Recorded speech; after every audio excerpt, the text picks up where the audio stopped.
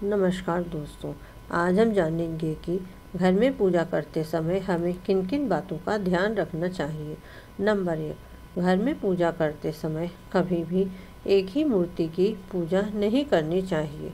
अनेक देवी देवताओं की पूजा करनी चाहिए।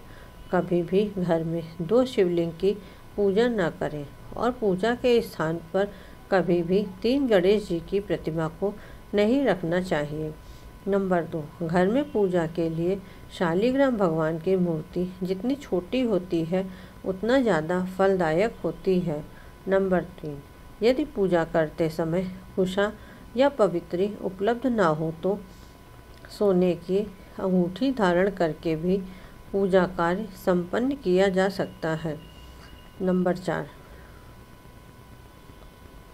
मांगलिक कार्यों में कुमकुम का तिलक लगाना अत्यंत शुभ माना जाता है। पूजा में टूटे हुए अक्षतों का प्रयोग या टूटे हुए चावल को कभी भी प्रयोग में नहीं लाना चाहिए। इससे बहुत ही अपशगुन माना जाता है। टूटे खंडित चावलों को भगवान पर कभी भी अर्पित नहीं करना चाहिए।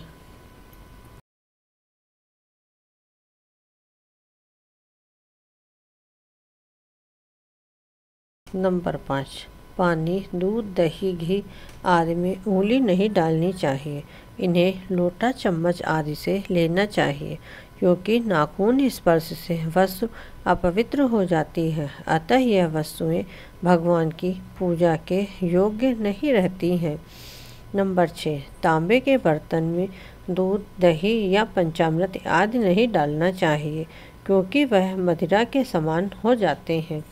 नंबर 7, आचमन 3 बार करने का विधान है। इससे त्रिदेव ब्रह्मा, विष्णु और महेश प्रसन्न होते हैं। दाहिने कान का स्पर्श करने पर भी आचमन के बराबर माना जाता है। नंबर 8, कुशा के अग्रभाग से देवताओं पर कभी भी जल नहीं छिड़कना चाहिए। नंबर 9, देवताओं को कभी भी अंगूठे से नहीं रगड़ना चाहिए और चकले पर से चंदन कभी भी भगवान को नहीं लगाना चाहिए। उसे छोटी कटोरी या बाईं हाथ की हथेली पर रखकर लगाना चाहिए। नंबर 10, फूलों को बाल्टी, लोटा या जल में डालकर फिर निकालकर नहीं चढ़ाना चाहिए। नंबर 11, भगवान के चरणों की 4 बार, नाभि की 2 बार, मुख की 1 बार या 3 बार आरती उतारकर समस्त अंगों की 7 बार आरती करनी चाहिए। नंबर 12, भगवान की आरती समयानुसार जो घंटा, नगाड़ा, झांझ, थाली, घड़ावल, शंख इत्यादि बजाते हैं उनकी ध्वनि से आसपास के वातावरण के कीटाणु नष्ट हो जाते हैं। नाद ब्रह्मा होता है। नाद के समय एक स्वर से जो प्रतिध्वनि होती है उसमें असीम शक्ति होती है। नंबर 13, कभी भी लोहे के पात्र से भगवान को नैवेद्य अर्पण नहीं करना चाहिए।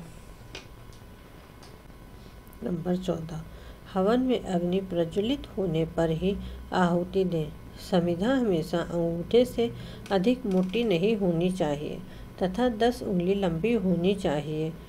छाल रहित या कीड़े लगी हुई समिधा यज्ञ कार्य में वर्जित मानी जाती है। पंखे आदि से कभी भी हवन की अग्नि प्रज्वलित नहीं करनी चाहिए। नंबर 15, माला जपने के लिए रुद्राक्ष, तुलसी एवं चंदन की माला उत्तम मानी गई है। माला को अनामिका तीसरी उंगली पर रखकर मध्यमा दूसरी उंगली से जपना चाहिए। नंबर 16, जप करते समय सिर पर हाथ या कोई वस्त्र नहीं रखना चाहिए। तिलक कराते समय सिर पर हाथ या कोई वस्त्र अवश्य रखना चाहिए। माला का पूजन करके ही जप करना चाहिए। ब्राह्मण को स्नान करके तिलक अवश्य लगाना चाहिए। नंबर 17, पूजा करते हुए जल में स्थित व्यक्ति दौड़ते हुए शमशान से लौटते हुए व्यक्ति को कभी भी प्रणाम कभी भी प्रणाम करना वर्जित माना जाता है। नंबर 18, एक हाथ से प्रणाम नहीं करना चाहिए। सोए हुए व्यक्ति का चरण स्पर्श नहीं करना चाहिए। बड़ों को प्रणाम करते समय उनके दाहिने पैर पर दाहिना हाथ और बाएं पैर पर बायां हाथ